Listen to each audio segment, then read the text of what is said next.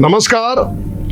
Programme संयुक्त परिवार सुखी परिवार देख रहे सभी दर्शकों का स्वागत है। आप सोचते होंगे मैंने ये वर्ड कैसे कह दिया, संयुक्त परिवार सुखी परिवार, क्योंकि आजकल के ज़माने में बड़ा परिवार ज्वाइंट फैमिली सुखी कैसे रह सकती है, इस विषय पे आज चर्चा करेंगे। आपने बहुत सारी हजारों वीडियो YouTube, फेसबुक पे देखी होंगी। सुखी परिवार की परिभाषा क्या है? सुखी परिवार की परिभाषा में सबसे पहले रिश्तों की परिभाषा आती है। अगर आपके रिश्ते सही हैं आपके परिवार में तो आप सुखी रह सकते हैं, क्योंकि कहते हैं रिश्ते एक कच्चे धागे की तरह होते हैं। वो धागा टूट गया तो रिश्ते भी टूट जाते हैं, लेकिन हाँ, रिश्ते जुड़ जाते हैं, धागा भी जुड़ जाता है, लेकिन उस पर गांठ मारनी पड़ती है। पर वो गांठ हमेशा मानव के जीवन में चुभती रहती है। अगर आप भी चाहते हैं आपका परिवार सुखी रहे, आपके परिवार के किसी भी रिश्तेदार में आपकी गांठ ना पड़े, तो आइए हम इस प्रोग्राम में, इस एपिसोड में आपके साथ साझा करेंगे कि कैसे संयुक्त परिवार की रिश्तों की परिभाषा पर, संस्कार पर चर्चा करेंगे और पूछेंगे एक ऐसे महान शख्सियत से जिन्होंने अभी तक अपनी जिंदगी में ये ठान रखा है और हर वक्त वीडियो पर लोगों को ये बताने की कोशिश करते हैं कि संयुक्त परिवार सुखी परिवार है, ना कि छोटा परिवार सुखी परिवार है। बड़ा परिवार भी सुखी परिवार हो सकता है। आइए स्वागत करते हैं नरेंद्र हरजाई जी। मेहरा साहब, आपका बहुत बहुत धन्यवाद। एक बार फिर आपने अपने स्टूडियो में बुलाकर नरेंद्र हरजाई को इतना मान सम्मान दिया, तो मैं तहे दिल से आपका और आपकी पूरी टीम का धन्यवाद करता हूँ। थैंक यू जी।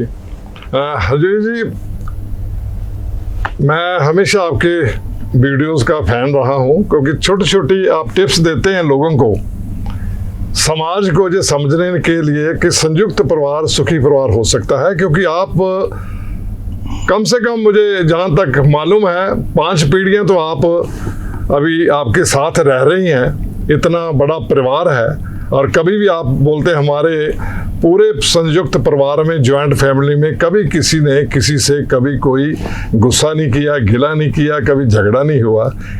तो ये आपका संयुक्त परिवार की जो हम रोल मॉडल लेकर चलें, अगर समाज को बताएं, तो आप क्या समझते हैं कि आजकल के ज़माने में सबसे पहला रिश्ता जब बच्चा पैदा होता है माँ से होता है, पिता से होता है, लेकिन आजकल तो देखा गया पिता पुत्र से नाराज रहता है और पुत्र तो पिता से हमेशा ही नाराज रहते हैं।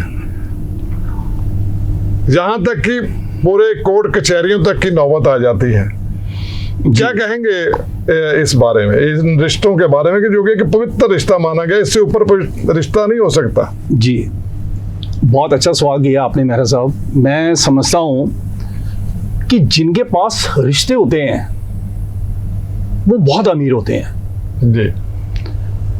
ऐसा मानना कि जो परिवार के रिश्ते होते हैं, माँ तो ममता का सागर होती है, बिल्कुल, और पिता के लिए बहुत कम बोला गया है जी। लोग अक्सर कहते हैं कि माँ अगर ममता का सागर है, माँ अगर भगवान का रूप है, माँ एक देवी है, तो पिता के बारे में कुछ लोग कम बोलते हैं। तो मैं आज कहूँगा कि पिता जो है वो माँ से ज़्यादा सेक्रीफाइस करते हैं। पिता का जीवन में अपनी संतान के लिए, अपनी औलाद के लिए बहुत बड़ा योगदान रहता है। वो अपनी कठिनाइयों को छुपाकर, अपने दुख को छुपाकर जी, अपनी संतान को खुशियां निछावर करते हैं। काश ये दुनिया समझ जाए कि जितना माता से प्यार करते हो, कम से कम उतना पिता से भी प्यार होना चाहिए।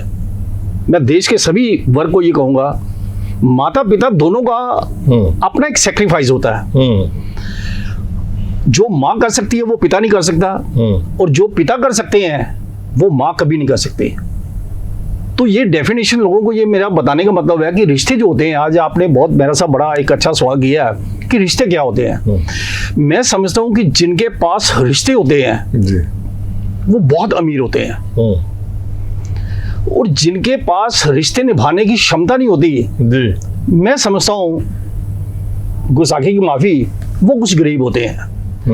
रिश्ते की ऐसे होते हैं कि आप अपने जीवन में जितना भी आप अपने कर्म करते हो, तो आपके हर कर्म के साथ साथ आपके रिश्तों की परिभाषा भी सामने आती है कि आपके साथ रिश्ते में कौन कौन है, क्या क्या है, और आप अपनी फैमिली के लिए क्या कर रहे हो जी। फैमिली क्या होती है, फैमिली का मैं पहले भी कहीं अपने उस एपिसोड में बोल चुका हूँ कि परिवार ये होता है, परिवार होता है माता पिता के साथ, जिनके साथ माता पिता होते हैं उनका जीवन सफल हो जाता है जी। और जिनके साथ भाई होते हैं, क्योंकि माता पिता से अगर आपका प्यार होगा तो मेरा मानना है कि आप भाई से भी उतना प्यार करेंगे, तो भाई भी हमेशा आपके लिए सेक्रीफाइस करते हैं, बस शर्त है कि पहल आपकी तरफ से होनी चाहिए कि आप अपनी तरफ से अपने भाई को भगवान मानो, एक अच्छा दोस्त मानो, एक अच्छा मित्र मानो जी, एक अच्छा इंसान मान लो, बिल्कुल, तो जीवन सफल हो जाएगा। अगर ये दो रिश्ते माता पिता और भाइयों के साथ आपके रिश्ते अच्छे हो जाएंगे जी, तो मेरा ऐसा मानना है जब आफ्टर मैरिज, शादी के बाद जो आपका पति पत्नी का प्यार भी बहुत अच्छा होगा। ये मुझे पता है कि क्योंकि आप एक हैबिचुअल हो जाएंगे कि आपको रिश्ते निभाने की परिभाषा, उसकी डेफिनेशन पता होगी। तो मैं ये समझता हूँ कि अगर आपका पति पत्नी का प्यार होगा जी, तो फिर समझो आपका जीवन सफल हो गया। ये सर आज हमारे समाज सोसाइटी में कुछ वर्ग, कुछ लोग होते हैं, मैं सब नहीं कहूँगा, 90% लोग आज भी मुझे इंडिया की जो पॉपुलेशन है 90% लोग अच्छे लगते हैं, लेकिन 5 से 10% लोगों ने माहौल खराब किया हुआ हमारा समाज सोसाइटी का। बिल्कुल, मैं समझता हूँ कि पति पत्नी का प्यार भी ना आपको समाज सोसाइटी में एक दो परिवारों के बीच का एक रिश्ता होता है पति पत्नी का, क्योंकि आपका मायका और आपका ससुराल, जब आप उनके साथ एक अच्छा रिलेशन निभाएंगे तो दोनों परिवारों के साथ 10-10, 20-20, 30-30 रिश्तेदार होते हैं, परिवार होता है, तो वो रिश्ते भी आपके बहुत अच्छे हो जाएंगे। बिल्कुल नरेंद्र जी, जैसे आपने बताया कि माँ ममता का साथ और पिता पुत्र का जो साथ है, वो रिश्ता है, वो बहुत ही रेयर रिश्ता ऐसा है, वो टूट रिश्ता है, लेकिन समाज में रिश्ते टूटने में देर नहीं लगती। और कहते ना, पूत कपूत हो सकता है लेकिन माता को माता नहीं हो सकती जी। तो जैसे पुराने, अगर हमारा जो इतिहास लिखा गया, अगर रामायण की बात करें तो वहाँ राम जी ने अपने पिता दशरथ के वचनों को निभाने के लिए 14 वर्ष का वनवास ले लिया। तो आजकल अगर अपने पुत्र को, मैं खुद की उदाहरण ले लूं, आप अपने खुद की उदाहरण ले लो, ऐसा कठोर दंड या ऐसा कठोर वाक्य कहना, पहले तो 1000 बार आदमी सोचता है मैं पुत्र के लिए क्या बोल रहा हूं। तो ऐसा परिभाषा जो उन्होंने एक रोल मॉडल सेट कर दिया, फिर पिता का एक दिया हुआ वचन पुत्र के लिए कितनी अहमियत रखता है, और पुत्र उसको निभा रहा है और दुनिया को दिखा रहा है जी। तो आपके लिए, आपके जहन में लोगों को क्या कहना है? आज भी उस उदाहरण तो दिया जाता है, लेकिन किसी घर में बहुत कम ऐसे घर होंगे, जैसे आपका बहुत संयुक्त जॉइंट फैमिली है, उसमें उन बातों की कदर की जाती है, उनकी प्रेरणा को अभी तक उनके देशों को निभाया जाता है जी। मेरा साहब बहुत अच्छा सवाल किया है। आज मैं बताऊंगा कि बेटा और पिता में, पुत्र और पिता में कैसे प्यार हो सकता है जी, कैसे एक दूसरे के साथ अटैचमेंट हो सकती है, और कैसे आप एक अच्छा उदाहरण बन सकते हैं। देखिए, बात ये है कि पिता, जो भी पिता है जी, आज मैं उनसे अपील करना चाहूंगा कि जो पिता हैं, आगे जो उनके पिता हैं, वो अगर इस बात को सोच लें कि हम अपने माता पिता का, खास तौर पिता का मान सम्मान करेंगे और अपने पिता के कहे अनुसार चलेंगे, तो मेरा साहब एक अपील है सबको कि आपकी आने वाली जो औलाद होगी वो भी आपकी आज्ञाकारी होगी। अगर आप अपने पिता के साथ अच्छा रिश्ता निभाएंगे जी, तो मेरा ऐसा मानना है कि आपके बच्चे जो देखेंगे वही आपके साथ करेंगे। तो इस वजह से हर एक इंसान को ये चाहिए कि वो अपने पिता का मान सम्मान करे, क्योंकि माँ अगर देवी है तो पिता भी भगवान होते हैं। भाई भाई से प्यार जब करते हैं तो माता पिता का तभी हृदय प्रसन्न होता है कि जब उनकी औलाद आपस में प्यार से इकट्ठे रहेगी। बिल्कुल। देखिए कोई भी, आज हमारे 5 बेटे हैं, हम 4 भाई हैं, 5 बेटे हैं, तो मैं हमेशा मेरा साहब ये कहता हूँ अपने 5 बेटों को कि बेटा हमने अपने दादा दादी के साथ, अपने माता पिता के साथ अपना जीवन समर्पित किया है, गुजारा है, तो आपने अपना जीवन हमारे साथ गुजारना है। क्योंकि आप जब अपना जीवन हमारे साथ गुजारेंगे तो आपकी संतान, आपकी औलाद भी आपको देखेगी, वो भी आपके साथ जीवन गुजारेगी। तो ये छोटी सी एक बात है, पर मैं समझता हूँ कि ये समाज, सोसाइटी को इन बातों की क्यों तवज्जो नहीं रहती, क्यों वो ये कोशिश नहीं करते कि हम ये रिश्ते निभाएं, माता पिता का, भाई भाई का, पति पत्नी का और बच्चों का, अपने बच्चे और भाई के बच्चे। अगर ये 4 रिश्ते ईमानदारी से इंसान निभा ले तो मेरा ऐसा मानना है, मैं बड़ी नम्रता से एक बात कहूंगा, फिर आपको कोई भी दुनिया का रिश्ता निभाने में मुश्किल नहीं आ सकती। मुश्किलें यही आती हैं कि जब हम अपने ब्लड रिलेशन को एक किनारे करते हैं, खुद समझदार मानते हैं और अपने माता पिता को, या भाई है या बीवी है या पति है या बच्चे हैं, जो भी है, हम उनको नजरअंदाज करते हैं कि मैं समझदार हूं, आप कम समझदार हैं। मैं कहता हूं रिश्ते होते हैं गिव एंड टेक। बिल्कुल, आप जैसा बोएंगे वैसा काटेंगे। तो क्यों ना आप अच्छे तरीके से अपने समाज में, अपने परिवार में एक अच्छा मैसेज दो कि फैमिली की जो यूनिटी है। बिल्कुल, मेरा सब सिर्फ इसी पर फोकस होता है कि जब आपको परिवार में जीना आ गया तो फिर आपके लिए पूरा समाज, सोसाइटी, पूरा देश आपके लिए अच्छा होगा। क्योंकि जब हमारे साथ हमारा परिवार नहीं खड़ा होता तो हम सोचते हैं कि बाहर के जो पड़ोसी हैं या दूर के रिश्तेदार हैं या समाज, सोसाइटी है, वो मेरे अपने हो जाएंगे। क्योंकि भगवान जी ने आपके जो कर्म लिखे हुए हैं ना, वो कर्म ये लिखे हैं कि पहले आप अपने परिवार के साथ निभाओ, फिर आप समाज, सोसाइटी और उनको करो। आज हमें सब पड़ोसी अच्छे लगते हैं। बिल्कुल, ये मेरे साथ, मैं अपने स्टूडियो में बैठ के कह रहा हूँ, हमारे सारे पड़ोसी अच्छे हैं, हम उनके साथ अच्छे हैं, वो हमारे साथ अच्छे हैं। हमारे रिश्तेदार हैं, वो हमारे साथ अच्छे हैं, हम उनके साथ अच्छे हैं। क्यों? क्योंकि हमारे ब्लड में ये है कि हम अपने परिवार के हैं, बचपन से सीखा है। और आज 59 ईयर्स का हूँ, हमने यही सीखा है कि अगर परिवार में आप अच्छे हैं तभी आप पड़ोसियों के साथ, समाज, सोसाइटी के साथ और अपने देश के साथ वफादारी कर सकते हैं। बिल्कुल, इसका मतलब ये आप संस्कार पर ही सारे रिश्ते जो हैं वो जुड़े हुए हैं। संस्कार की जो, जैसा आप नींव रखोगे वैसे आपके घर में आपके बच्चों के आगे आप पोते हो, पड़पोते हो जाए। मतलब आप सब कहते हैं भी जो आप अपने बाप से जैसा रिश्ता रखोगे, जैसा उनके साथ व्यवहार करोगे, तो आपके बच्चे भी उस घर में उसी तरीके से देखते हैं कि ये अपने बाप से कैसे पेश आते हैं।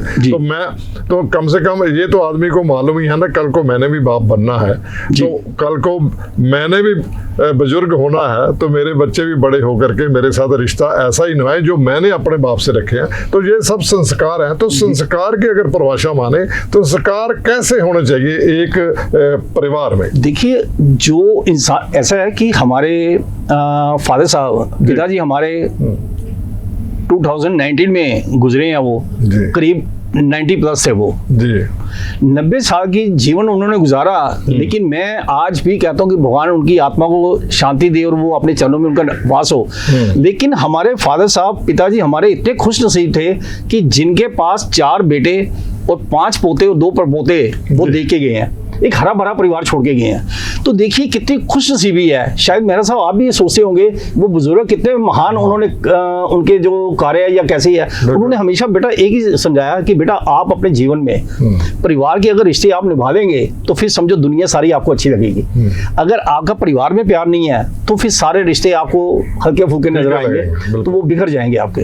तो मैं चाहूंगा कि जो परिवार में झुक गया उसको जीना आ गया, क्या बात। जिसको झुकना आ गया उसको जीना आ गया। बिल्कुल। और परिवार की बात जो कह गए और जो सह गए, कहने वाले इतने बड़े नहीं होते जितना सहने वाले होते हैं। बिल्कुल। अगर आप अपने परिवार की कोई बात है, माता पिता ने कही है, भाई ने कही है, पति पत्नी का कोई बात होती है, तो इसको कोई बहुत बड़ा इशू बनाने की जरूरत नहीं है जी। ये छोटी छोटी बातें होती है। हमारा भी अपने पिताजी के साथ कई बार कोई वो बात समझाते हैं, नहीं समझ आई, मान मुटाव होता है, वो माइनर है। लेकिन इसका ये कैसे लोग अपने माता पिता को, अपने भाइयों को या पति पत्नी को एक दूसरे को छोड़ देते हैं। ये मेरा साहब, मेरा तो सुन के जो है ना कलेजा कांपता है कि ऐसा भगवान कभी किसी के साथ ना करे। तो मैं सभी दर्शक को अपील करूंगा कि आप अपने रिश्ते, जो रिश्तों की गरिमा है, उनको समझो, निभाओ, थोड़ा सा सेक्रीफाइस कर लो, थोड़ा सा, इतना सा सेक्रीफाइस कर लो, देखो आपके जीवन में कितना निखार आएगा। और समाज सोसाइटी में जब आप चलेंगे तो लोग झुक के आपको सलाम करेंगे कि ये इंसान जो है परिवार का एक भक्त है। तो परिवार के भक्त बनो, परिवारों में ये तनावहीन भावना, द्वेष भावना से मुक्त हो जाओ। बिल्कुल, आजकल के ज़माने में सबसे बड़ी प्रॉब्लम ईगो की है जी। तो जो ईगो अगर ना हो जी, कोई भी इंसान ईगोइस्टिक ना हो जी, तो मेरे ख्याल में तो फिर जो संवाद है, आमना सामना है, मन मुटाव है, टकराव है, वो शायद आने की नौबत ही ना आए जी। तो जैसे आपने बोला भी जो कहने वाला बड़ा नहीं है, जो सहने वाला बड़ा है जी।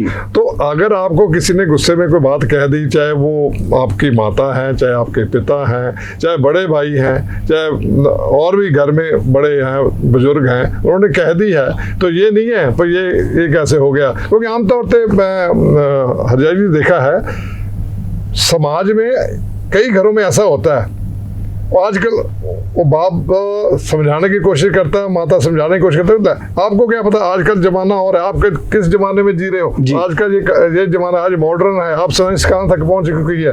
बहुत बड़ी बड़ी बातें करने लगते हैं बच्चे, और पिता का समझाने लगते हैं, माता का समझाने लगते हैं, तो फिर वह मनमुटाव होता है जी। तो ये मनमुटाव ना हो जी, किस तरीके से आप समझते हैं, क्या आप दर्शकों को कहना चाहिए भाई ये मनमुटाव नहीं होना चाहिए। आप जो बड़े कहते हैं उनका एक पीछे तजर्बा होता है जी, जो सारी जिंदगी उन्होंने तजर्बा लिया है, उसके पीछे भी तजर्बा। ठीक है, आजकल युग थोड़ा फास्ट हो गया, लेकिन विज्ञान बढ़ गया, ये बात नहीं है जी। लेकिन जो उनका तजर्बा है वो भी एक विज्ञान से कम नहीं होता है जी, जी। तो क्या कहना चाहेंगे आप, क्योंकि सबसे बड़ी बात मुझे आपके पता लगे, जो आपने बोला भाई झुकना जरूरी है, इस मतलब है विनम्रता होना, विनम्र होना जी, थोड़ा शांति रखना, जैसे कहते हैं ना, आपको दो आदमी लड़ते हैं, यार शांति रखो, तो वो बहुत बड़ी जरूरी है। उसके लिए आप क्या टूल देना चाहेंगे हमारे दर्शकों को, कि बहुत ये सबसे बड़ी बात है जी। मैं ये समझता हूँ कि जैसे परिवार में तो मैंने हमेशा ही झुकना सीखा है और मैं झुकता हूँ। देखिए, आज मैं आपको मेरा सा बताऊंगा कि 4 भाई में 3 भाई जो हैं, एक बड़े भाई साहब है हमारे, करीब में से 5 साल बड़े हैं। तो मेरा साहब, आज भी मैं 59 ईयर्स का हूँ, मेरे बड़े भाई साहब अगर मुझे डांट दें तो ये भगवान साक्षी है, मैं उनके सामने एक शब्द भी ऊंचा बात नहीं कर सकता कि भाई साहब मेरी गलती नहीं है तो आपने मुझे क्यों डांटा। ये भगवान साक्षी है। इसका मतलब मैं अपने दर्शक को ये बताना चाहूंगा कि आपके परिवार के अंदर कोई भी इंसान, वो छोटा या बड़ा है जी। आज हम अपने 5 बेटों को समझाते हैं जी। किसी बेटे को बात जल्दी समझ आती है, किसी को थोड़ी बाद में आती है। बिल्कुल। तो जिसको बाद में भी आती है तो हम थोड़ा वेट एंड वॉच सोचते हैं कि चलो आज नहीं समझ आएगी, कल आएगी, हफ्ते में आएगी, 10 दिन में आएगी, तो उनको आ गई समझ। तभी तो वो ज्वाइंट फैमिली में रह रहे हैं। बिल्कुल। आप ज्वाइंट फैमिली में किसी को बांध के नहीं रख सकते। बिल्कुल। ये एक अंतरात्मा होती है, क्योंकि हर एक इंसान के अंदर एक आत्मा होती है जो परमात्मा का रूप होती है।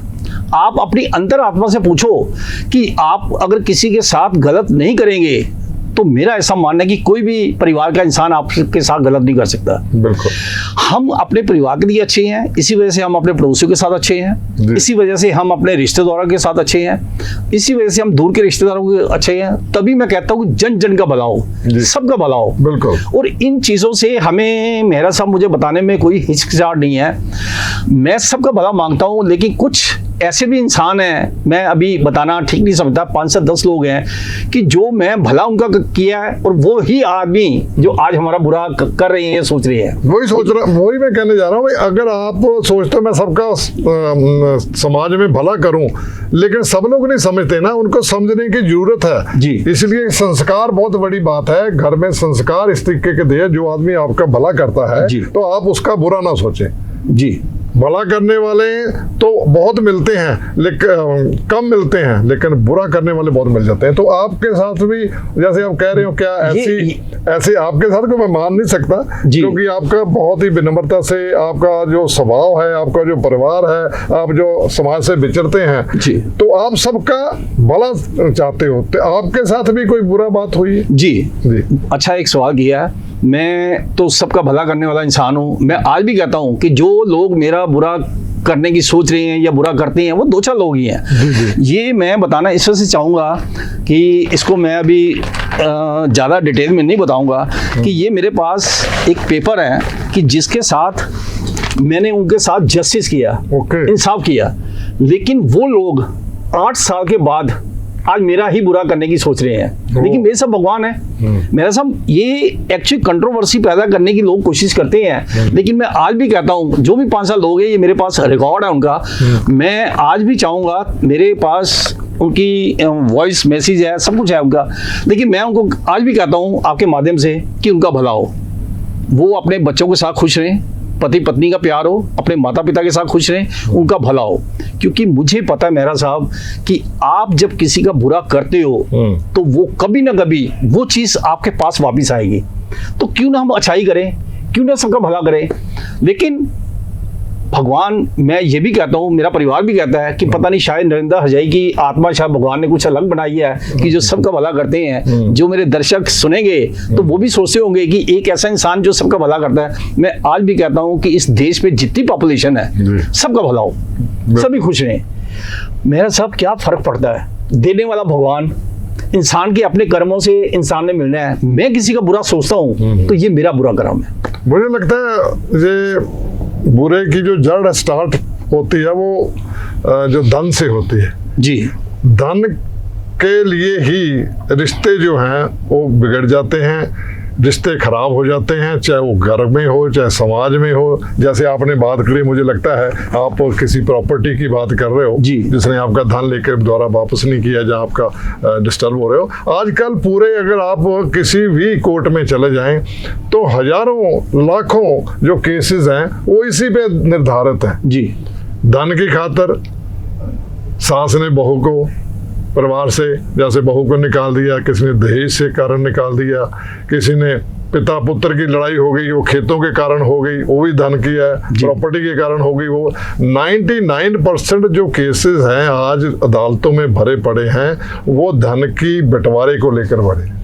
जी। मुझे यही लगता है, क्योंकि जब सबका आप साथ मांगते हो, सबकी जो अच्छाई मांगते हो, तो जो बुरा करने वाले हैं, क्या आपको लगता है जैसे आपने कहा परमात्मा जी पे वो उसका कभी बुरा नहीं होगा? ये मेरे साथ बहुत अच्छा कहा आपने। बुरा क्या होता है कि मैं तो एक पुलिस प्रशासन का दिल से धन्यवाद करता हूँ कि अगर हमारे समाज में पुलिस का डर ना हो, कानून का डर ना हो, बिल्कुल, तो मेरे साथ लोग एक दूसरे का जीना दुश्वार कर दें। बिल्कुल बिल्कुल। मैं चाहता हूँ कि ये हमारा जो समाज आज चल रहा है जी, ये पुलिस का डर होता है, आर्मी का डर होता है, कानून का डर होता है, नेता लोगों का डर होता है, तो ये डर बहुत अच्छा है जी। इससे हर एक समाज के हर एक प्राणी का भला हो रहा है। नहीं तो अगर इनका डर न हो, आज मैं पुलिस प्रशासन के बहुत से लोग हैं जो मेरे वीडियोस देखते हैं, मैं उनका धन्यवाद करता हूँ कि वो बहुत मुझे मान सम्मान देते हैं। कहीं भी मिलते हैं तो वो मेरा बहुत मान सम्मान करते हैं। आज शहर के लोग कहीं भी मैं जाता हूँ वो मुझे कहते हैं कि हाँ जी हरजाई जी आपके वीडियो सुनते हैं, हमने देखे हैं, फेसबुक में देखा, इंस्टाग्राम में देखा, तो वो बड़ा मान सम्मान करते हैं। तो मैं उनको ये कहता हूँ कि ये बड़प्पन आपका है। मैं आज भी आपके माध्यम से ये कहूँगा कि जो मुझे मान सम्मान देते हैं मैं उनको 4 टाइम्स मान सम्मान देता हूँ कि ये बड़प्पन आपका है। जैसे अभी आपने मेरा सब कहा, तो ये ग्रेटनेस आपकी है, ये बड़प्पन आपका है कि आप इन चीज़ों को पसंद करते हैं और समाज सोसाइटी में ये आप कह रहे हो कि हरजाई परिवार एक ऐसा परिवार है।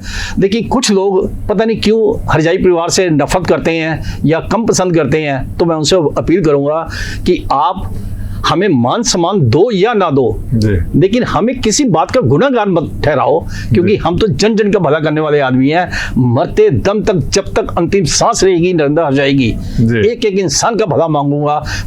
भले वो मेरा बुरा कहे या मेरे परिवार को बुरा कहे, वो उनका कर्म है, लेकिन मेरी कॉन्शियस, मेरी आत्मा, मेरी अंतरात्मा, मेरा परमात्मा इस चीज़ की इजाज़त नहीं देता कि मैं किसी का बुरा करूं।